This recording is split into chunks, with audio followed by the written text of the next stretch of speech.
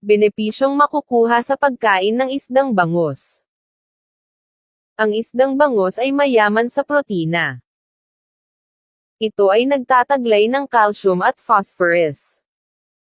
Nakakatulong labanan ang anxiety. May proteksyon laban sa cancer.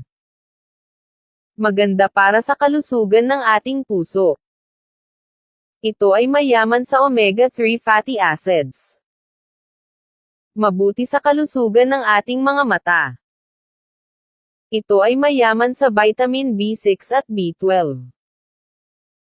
Pinapalusog nito ang ating kidney. Mainam para sa kalusugan ng ating utak. Nakakatulong palakasin ang ating mga buto.